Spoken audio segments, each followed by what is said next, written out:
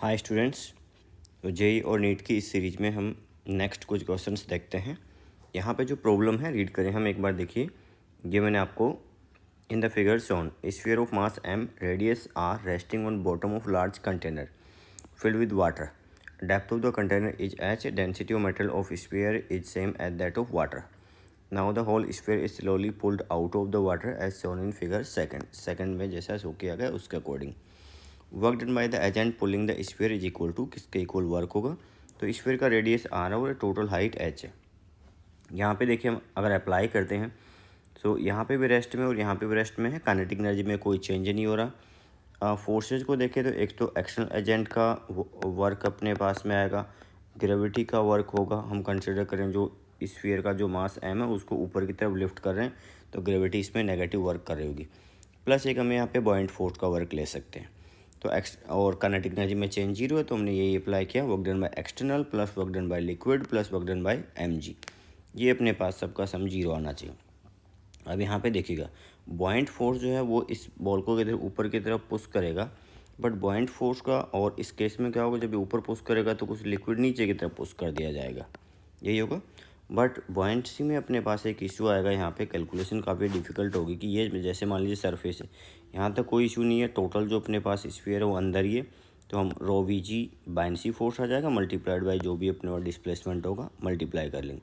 लेकिन ये जब यहाँ पे बाहर निकलने लगा तब इशू आएगा, बिकॉज ये स्फेरिकल सरफेस है अपने पास में, तो एरिया जो है वो कंटिन्यूसली वेरी करेगा, उसके अकॉर्डिंग वॉल्यूम वेरी करेगी। तो ये वॉल्यूम जो वेरी कर रहा है तो उसको हम दूसरी टर्म्स में नोट करते हैं। तो मैंने यहाँ पे नोट किया, देखिए it is difficult to write the height ascended by buoyant force, so we are writing the work done by gravity on water. जो नीचे की तरफ पुल करेगा उसका हम देख रहे हैं work done instead of work done bye buoyancy. तो यहाँ पे देखिएगा वर्क डन बाय एक्सटर्नल। अब यहाँ पे जो लिक्विड वाला जो मैंने कंसिडर किया, इसमें क्या हुआ, लिक्विड जो सरफेस के ऊपर था, ठीक है, लार्ज टैंक हम कंसिडर करके चलें जब तक कि साइज अपने को नहीं गिवन है, इवन मेंशन है लार्ज टैंक। तो वाटर जो है अपने पास जो यहाँ पे था वो वाटर जो है यहाँ पे आ जाएगा इसी स्फीयर की जगह पे जब ये बाहर निकल गया टोटली। दैट मीन्स इसका सेंटर ऑफ मास जो होगा वो कितना होगा, यहाँ से सरफेस से h माइनस आर पे। और लार्ज टैंक है तो हाइट में कोई सिग्निफिकेंट इफेक्ट नहीं होने वाला है, तो हम यहाँ पे जो टोटल हाइट है वो h ही मान के चलेंगे। और ये थोड़ा सा अपने पास यहाँ पे जो लिक्विड नीचे आया तो उसका सेंटर ऑफ मास कितना नीचे आ गया, h माइनस आर नीचे आ गया। तो इस पे लिक्विड पे जो ग्रेविटी ने वर्क किया वो mg h माइनस आर। और इस वाले स्फीयर का क्या हुआ, ये टोटल देखें तो यहाँ से यहाँ तक सेंटर ऑफ मास शिफ्ट हो गया, ये h में से r कम हो और h से r ज़्यादा है, तो ये कितना हो गया टोटल अगर देखेंगे तो h minus r plus r और h रहा, तो ये नेगेटिव वर्क हो गया। और इन सभी का सम कितना होना चाहिए, जीरो। तो यहाँ से देखो mgh माइनस mgh कैंसिल हो जाएगा, work done by external minus mgr equal to zero. तो वर्क डन बाय एक्सटर्नल कितना होगा, mgr। अब यहाँ पे भी mg और यहाँ पे भी mg, इसमें कंफ्यूज हो सकते हैं स्टूडेंट्स। यहाँ पे प्रॉब्लम गिवन है कि दोनों की डेंसिटी इक्वल है। इसका मतलब क्या रहा कि जो अपने पास वाटर जो नीचे आने वाला है इसके अंदर ऑक्यूपाई करेगा उसका मास और स्फीयर का मास दोनों क्या होंगे, इक्वल होंगे, इसलिए हमने दोनों जगह पे mg यूज कर लिया। तो रो ऑफ लिक्विड और रो ऑफ स्फीयर इक्वल है, so mass into volume displaced and mg क्या होंगे, इक्वल ही होंगे। यहाँ पे सॉरी मैं इसको ऐसा लिखूँ, rho of liquid into volume displaced, rho of liquid volume displaced into g, वो भी किसके इक्वल होगा, mg के इक्वल होगा। तो ये फ्लूइड का क्वेश्चन है और काफ़ी अच्छा क्वेश्चन है। देखिएगा नेक्स्ट अपने पास में मैंने लिया फ्रिक्शन से रिलेटेड प्रॉब्लम, जो कि अपने पास में है जैसे गिवन है। यहाँ पे सभी सरफेसेज में फ्रिक्शन कोफिशिएंट की वैल्यू गिवन है 0.5 और आपको कैलकुलेट करना है 4 kg 6 kg 8 kg गिवन है कि F कितना अप्लाई करें जिससे कि 8 kg जो है कांस्टेंट स्पीड से मूव करें, मतलब एक्सेलेरेशन नहीं आना चाहिए, जस्ट अपने को फोर्सेज को बैलेंसिंग जैसा कंडीशन ही अप्लाई करना है। तो एक बार तो सभी फ्रिक्शंस कैलकुलेट कर लेते हैं। यहाँ पे फ्रिक्शन कैलकुलेट करेंगे mu m g 0.4 into 4 into 0.5 into 4 into 10, 20 ये आ जाएगा, 20 आ गया। चलिए फिर इन दोनों के बीच में कितना लगेगा, 0.5 6 प्लस 4 इंटू जी, ये कितना आ जाएगा, ये 50 न्यूटन ये आ जाएगा अपना। और यहाँ पे देखेंगे तो 8 प्लस 6 प्लस 4 कितना हो गया, 18 हो गया। तो 0.5 इंटू 18 इंटू जी 90 आ गया।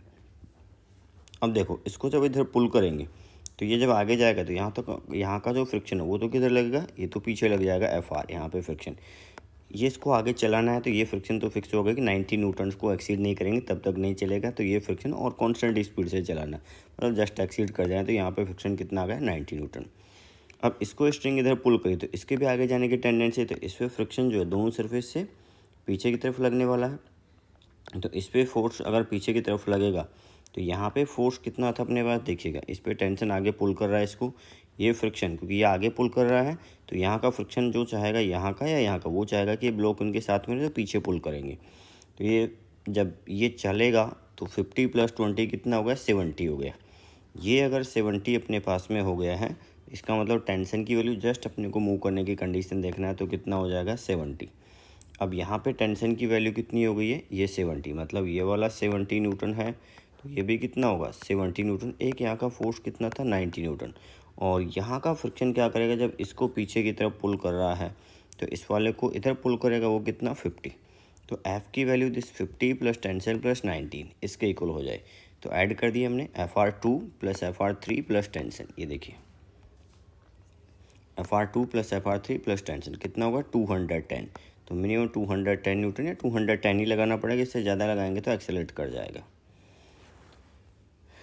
देखिएगा नेक्स्ट अपने पास में इलेक्ट्रिसिटी का बहुत सिंपल सा प्रॉब्लम है, रियोस्टेट इसमें अप्लाई किया गया। मैंने क्वेश्चन का लैंग्वेज नोट नहीं किया हुआ है। क्वेश्चन कुछ ऐसा है कि एक अपने पास में लाइन है, यहाँ पे AB हम कंसिडर कर सकते हैं और इनके बीच में हमने कुछ 1000 वोल्ट का पोटेंशियल डिफरेंस अप्लाई किया हुआ है और एक B से A पे एक रियोस्टेट लगा हुआ जिसका टोटल रेजिस्टेंस है वो अपने को गिवन है यहाँ पे 6000 ओम।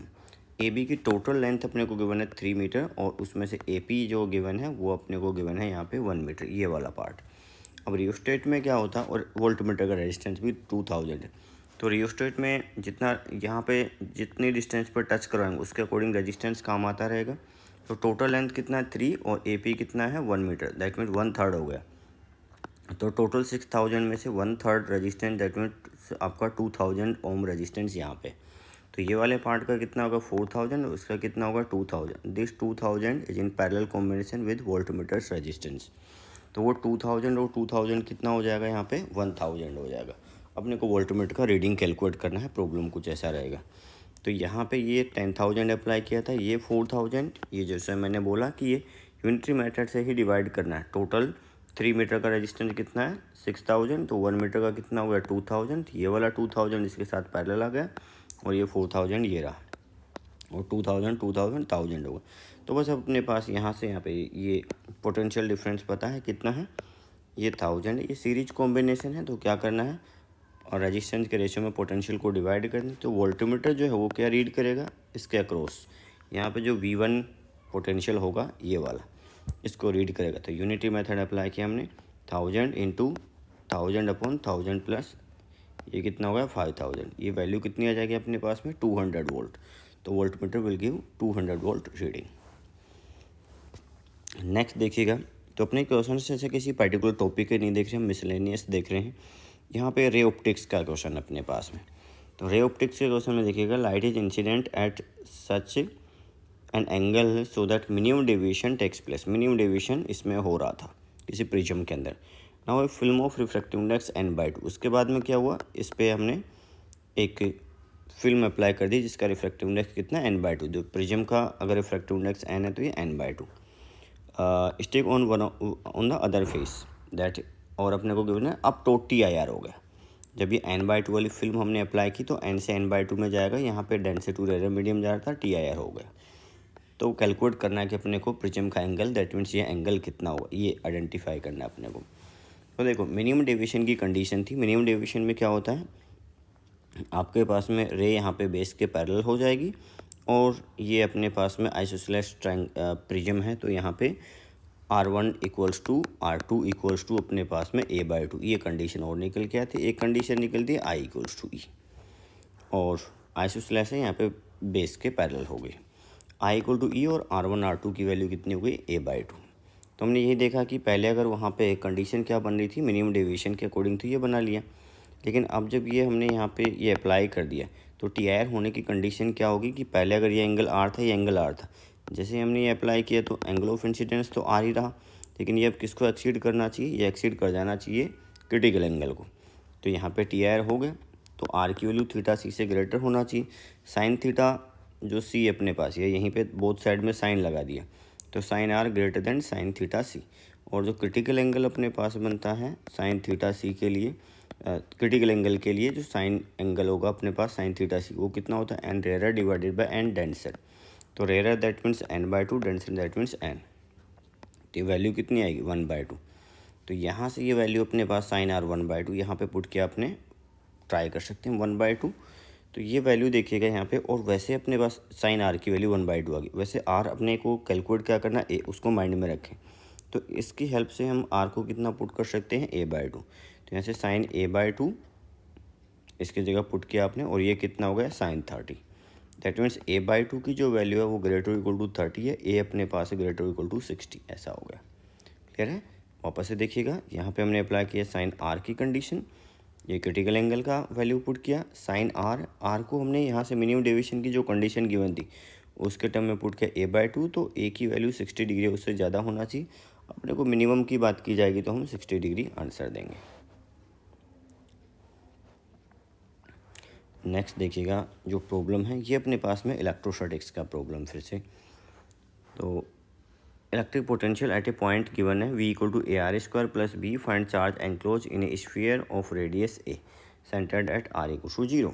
तो ये अपने पास R=0 है, और R=A अपने पास में रेडियस के किसी स्फीयर में टोटल कितना चार्ज एनक्लोज है वो इसकी हेल्प से कैलकुलेट करना है। तो यहाँ पे देखिएगा, चार्ज एनक्लोज की बात की जाए तो हमें गॉस लॉ याद आना चाहिए। गॉस लॉ में क्या होता था, E.ds over close surface equals to Q∞/ε0।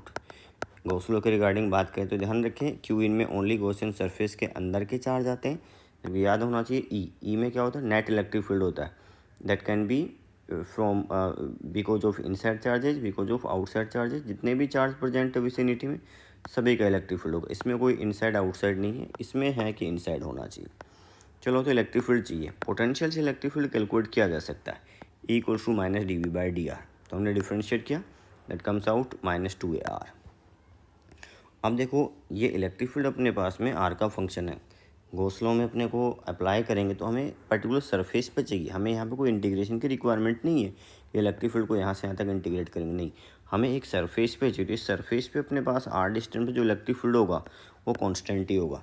तो इलेक्ट्रिक फील्ड E.ds, ये तो वैल्यू कॉन्स्टेंट होगी, तो मैंने पुट किया -2R, और ds का हम इंटीग्रेशन कर लेंगे। इलेक्ट्रिक फील्ड ऐसे रेडियल ये है आर के अकॉर्डिंग, ये आर के अकॉर्डिंग 2AR।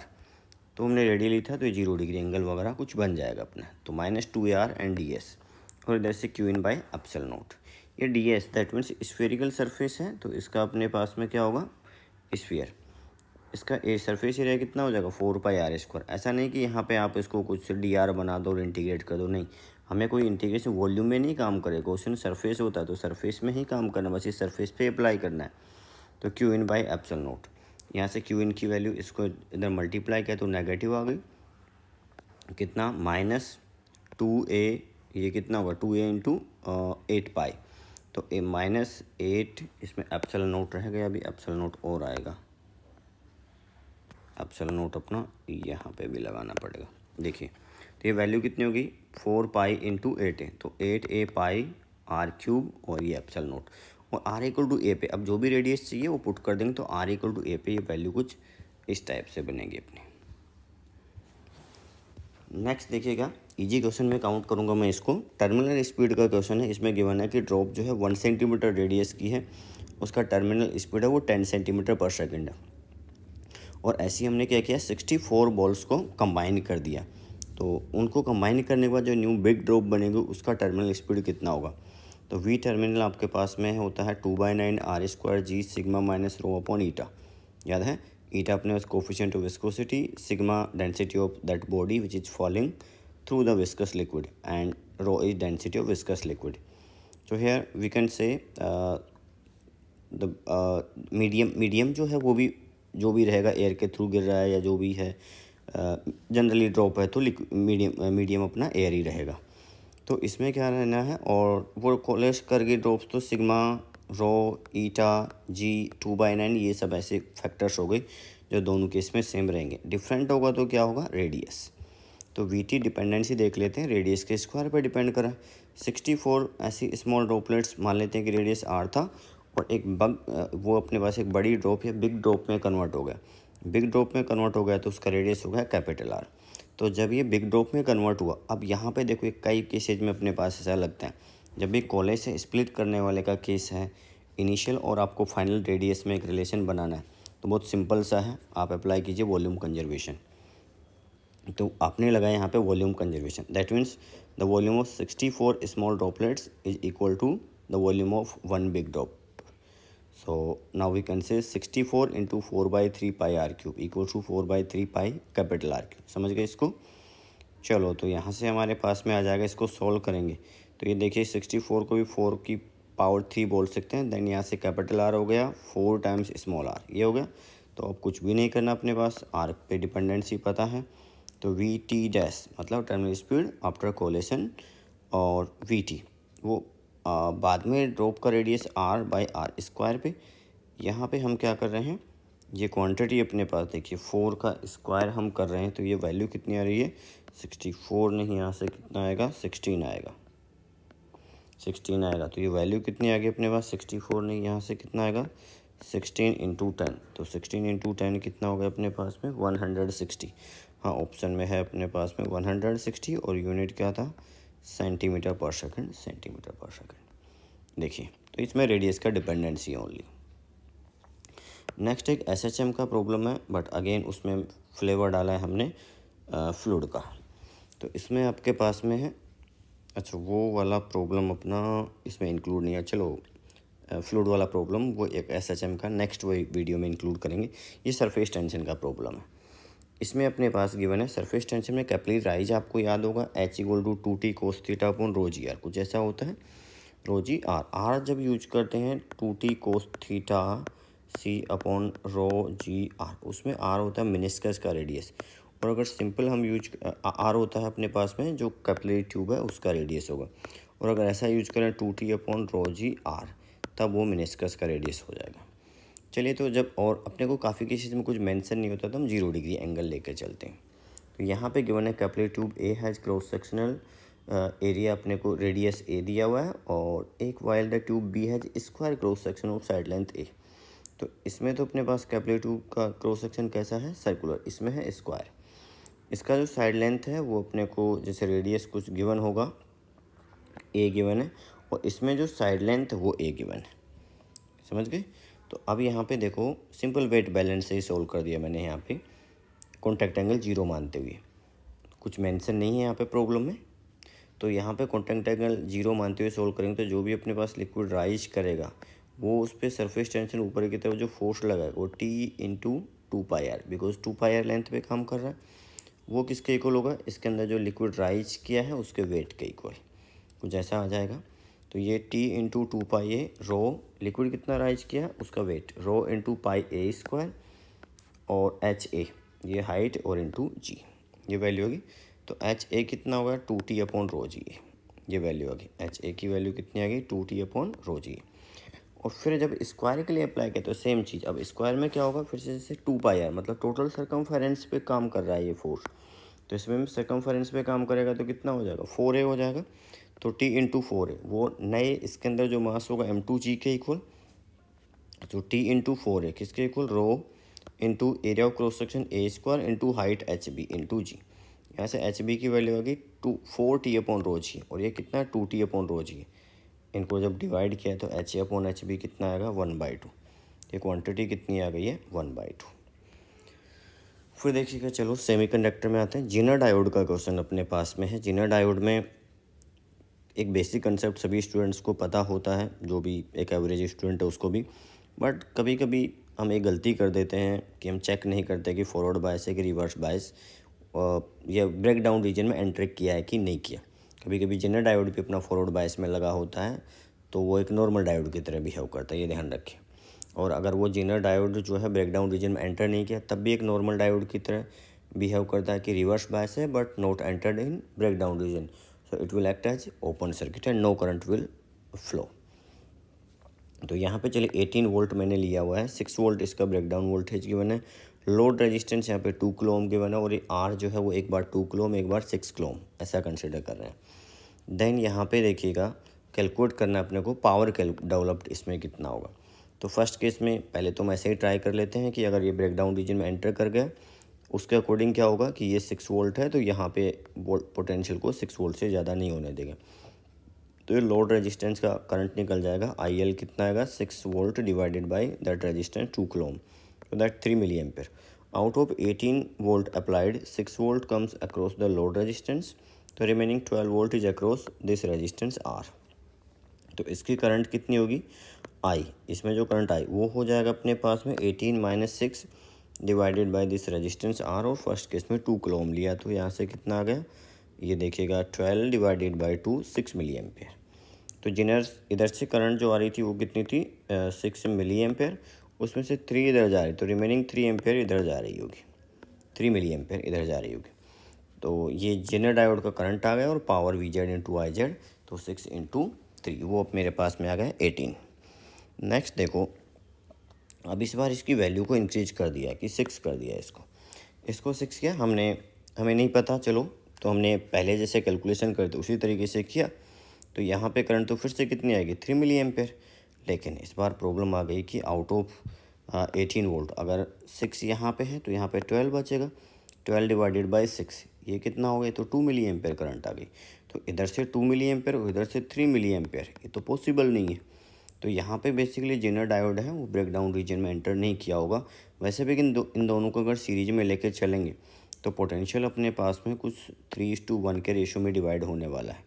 दैट मीन्स यहाँ पे अगर देखेंगे तो अपने पास में इसके अक्रॉस पोटेंशियल अगर देखें जेनर डायोड या 2 किलो ओम के अक्रॉस, दैट मीन्स वो 12 इंटू यहाँ पे 1/1 + 3 18 लगा देते हैं तो ये कितना आएगा 4.5 आएगा, जबकि यहाँ पे 4.5 आ रहा है, मतलब यहाँ पे 4.5। तो जब तक 6 वोल्ट नहीं होगा तब तक ये ब्रेकडाउन रीजन में एंटर ही नहीं करेगा। तो ये सर्किट से बाहर हो गया, रिवर्स बायस है और ब्रेकडाउन रीजन में एंटर नहीं किया, ओपन सर्किट की तरह बिहेव करेगा, करंट सीधा ऐसे फ्लो कर जाएगी, दोनों सीरीज में आ जाएंगे। तो इसमें पावर तो कितनी हो गई 0 हो गई। तो या तो हम ऐसे चेक कर लें या सीधा अपने को यहाँ पे पता लग रहा है कि ये करंट कम है और ये ज़्यादा है, तो पॉसिबल नहीं है। तो ये पॉसिबल कब हो सकता है, दोनों करंट इक्वल हो जाएं। इक्वल कब हो सकती हैं, जब ये वाला सर्किट में ना हो और इधर निकल जाए, तब सर्किट काम करेगा। तो इस केस में हमने कैलकुलेट किया जिनर में पावर कितनी डेवलप होगी 0, और करंट कैलकुलेट करना है तो 18 divided by 6 + 2 kilo ohm, both are in series, that's 9/4 something 2.25। Again electrostatics के क्वेश्चन पे फिर से अपने पास स्टूडेंट स्ट्रगल करते हैं। एक नया SHM का रिलेटेड क्वेश्चन है। तो इसमें गिवन है कि स्प्रिंग पहले नेचुरल लेंथ में है, मास m है, चार्ज q है, हॉरिजॉन्टल स्मूथ सरफेस पे हमें रखा हुआ होगा। कुछ नहीं मेंशन है तो हम स्मूथ ही मान के चलेंगे यहाँ पे, वैसे मेंशन है स्मूथ सरफेस। इलेक्ट्रिक फील्ड चलो E दे दिया है और बोला है कि इलेक्ट्रिक फील्ड जैसे ही स्विच किया, पहले नेचुरल लेंथ में था, इलेक्ट्रिक फील्ड जैसे ही स्विच ऑन किया तो इसमें मैक्सिमम एलोंगेशन कितना होगा। अब देखो ये पहले तो किसी टाइप का कोई फोर्स है ही नहीं इस पर, लेकिन जैसे ही ये फोर्स लगेगा इलेक्ट्रिक फील्ड का, इस पर चार्ज गिवन है ब्लॉक को Q, तो ये फोर्स तो फिक्स हो गया Q इंटू E। इसके अकॉर्डिंग एलोंगेशन बढ़ेगा, एलोंगेशन बढ़ेगा तो फिर मैक्सिमम एक्सपांसन कहाँ पे आएगा। ये बिल्कुल सिंपल ऐसा ही क्वेश्चन हो गया कि ये मान लीजिए स्प्रिंग थी, इसको यहाँ पे नेचुरल लेंथ पे थी और इसको रिलीज कर दिया तो मैक्सिमम इसमें एलोंगेशन कितना आएगा। तो क्या उसको हम फोर्स बैलेंस से सोल्व करते थे, नहीं, एनर्जी कंजर्वेशन, बिकॉज इसमें भी क्या होता था mg एक कांस्टेंट फोर्स एक्ट करना लगता है और वो फिक्स है। kx की वैल्यू बढ़ती है, एक पॉइंट पे जाकर के kx mg को काउंटर कर पाता है। उससे पहले तो mg बढ़ा था तो ये कंटिन्यूसली एक्सलेट हो रहा था, तो इस पॉइंट पे kx = mg हो गया, बट ये रेस्ट में नहीं आएगा बिकॉज यहाँ तक वो स्पीड अप हो रहा था और नीचे जाएगा। तो ऐसे प्रॉब्लम को हम अप्लाई करेंगे एनर्जी कंजर्वेशन से। तो हमने यहाँ पे अप्लाई किया energy conservation QE × x = ½ kx²। ठीक है, तो x की वैल्यू कितनी आएगी 2QE/m। अगर बोला जाए कि SHM का एम्पलीट्यूड कितना होगा तो वो इसका हाफ होगा। तो QE = kx यहाँ पे नहीं लगाना, ये एक रॉन्ग मेथड है। नेक्स्ट फिर से देखिए अपने पास में जो प्रॉब्लम है इसमें गिवन है कि एक कंडक्टिंग स्फीयर गिवन है और उसको एनक्लोज किया हम दूसरे कंडक्टिंग शेल से, दोनों ही शेल हैं वैसे, और आउटर को हमने अर्थ कर दिया और एक गॉसियन सरफेस बनाया कि इसमें से कितना चार्ज या इसमें टोटल कितना फ्लक्स पास होगा। तो आउटर को ग्राउंड किया तो आउटर का पोटेंशियल 0 होना चाहिए। इनर का चार्ज तो दिया है, हमने मान लिया कि आउटर पे चार्ज कितना x है, तो ये कितना हो जाएगा KQ divided by B because of this charge potential at outer KQ by B plus KQ by x equals to 0। तो x इक्वल्स टू कितना आना चाहिए -Q। तो यहाँ पे Q चार्ज है, यहाँ पे -Q चार्ज, इस गॉसियन सरफेस में टोटल चार्ज कितना होगा 0 होगा। तो इसमें टोटल चार्ज 0 होगा तो फ्लक्स कितना होगा 0 रहेगा। नेक्स्ट देखिएगा इलेक्ट्रोस्टैटिक्स का ही एक और भी अच्छा कंसेप्ट अपने पास में है। तो इसमें देखो कुछ ऐसा रहता है अपने पास में कि अगर दो चार्ज Q1 Q2 किसी एक मीडियम जिसका डायलेक्ट्रिक कांस्टेंट K1 है उसमें R1 डिस्टेंस पे है, सेम चार्ज Q1 Q2 को ही हम एक अदर मीडियम जिसका डायलेक्ट्रिक कांस्टेंट K2 है उसमें R2 डिस्टेंस पे पुट करते हैं। ये सब पहले हम कंसेप्ट देख रहे हैं, फिर इस पे बेस्ड हम 2 क्वेश्चंस देखते हैं। ठीक है, नया कंसेप्ट रहेगा स्पेशली नीट वाले स्टूडेंट्स के लिए, तो बहुत रेयरली क्लासेज में पढ़ाया जाता है। तो अगर अपने पास इसमें देखें कि ये दोनों फोर्स इक्वल हो जाएं, अगर ये दोनों फोर्स इक्वल हो जाएं that means F1 equal to F2, तो ये दोनों को इक्वल करेंगे तो Q1 Q2 4 pi epsilon not, Q1 Q2 4 pi epsilon not cancel हो जाएगा, K1 R1 square K2 R2 square ये वैल्यू आएगी। दैट मीन्स इसका मीनिंग है कि हम अगर सेम फोर्स चाहते हैं, मान लीजिए हम K2 वाले मीडियम को K1 से रिप्लेस करना चाहें तो फिर डिस्टेंस कितना होना चाहिए, तो वो डिस्टेंस इस रिलेशन की हेल्प से हम कैलकुलेट कर सकते हैं। तो ध्यान रखो ये रिलेशन होल्ड करता है अपना। अब मेरे पास जो पहला प्रॉब्लम है उसमें गिवन है कि force between two identical charges placed at a certain distance r in vacuum is F। Vacuum में फोर्स F था। Now a slab of dielectric constant 4 is inserted between these two charges if thickness of slab is R/2। तो R/2 के अंदर तो क्या है dielectric है, dielectric constant 4 while remaining R/2 is still vacuum. तो अब अपने पास जो फोर्स होगा नया फोर्स वो कितना होगा वो बताना है। तो देखो अब ऐसा तो हमने फॉर्मूला देखा नहीं अभी तक कि आधे पार्ट के लिए कुछ अलग फॉर्मूला, आधे पार्ट के लिए कुछ अलग फॉर्मूला और ये वाला पार्ट मीडियम जैसे आ गया, ऐसा नहीं देखो। तो हम क्या करते हैं इसको एक ही से रिप्लेस कर देते हैं, जैसे इस रिलेशन की हेल्प से कि हम ये जो डायलेक्ट्रिक है उसको अगर एयर से रिप्लेस करें तो फिर इसका डिस्टेंस R/2 को जाए कुछ और होगा, तो वो कितना होगा, तो उसके लिए ये रिलेशन अप्लाई करते हैं। तो इसमें देखो R/2 में ये मीडियम है, रिमेनिंग R/2 के अंदर वैक्यूम है, तो हम वैक्यूम से रिप्लेस कर देते हैं। तो effective distance of R/2 in air, R/2 जो डायलेक्ट्रिक वाला R/2, तो उसमें क्या अप्लाई किया कि ये जो अपने पास में जैसे यहाँ से जो डिस्टेंस था कि R/ यहाँ से देखिएगा K इंटू R1 स्क्वायर, इसकी हेल्प से that means 4 into R/2 square equals to air में 1 इंटू समथिंग R' स्क्वायर। तो ये देखो 4 आएगा, इसको कैंसिल कर जाएगा, R' की वैल्यू R आ गई। दैट मीन्स अगर हमें फोर्सेज को सेम रखना है, इन दैट के अनअफेक्टेड रखना है जैसे इस रिलेशन की हेल्प से, तो हम यहाँ पे रिप्लेस कर सकते हैं इस R/2 और K को R से रिप्लेस कर सकते हैं सिंपल। तो अब इफेक्टिवली इसको रिप्लेस किया हमने R से, और ये R/2 ये था तो 3R/2 डिस्टेंस होगा एंड इन वैक्यूम। तो ये वैल्यू जो अपने पास में आ रही है वो फोर्स कितना हो जाएगा KQ इंटू क्यू, मतलब K की value 1/4 pi epsilon not put करेंगे तो KQ into Q divided by 3R/2 square. तो पहले जो फोर्स गिवन था वो कितना था, वो था K जैसे वैक्यूम में, तो हम यही रख के चलते हैं, लेकिन अपने पास 3R/2 किया तो ये 4/9 ऑफ दिस फोर्स आ जाएगा, तो 4/9F।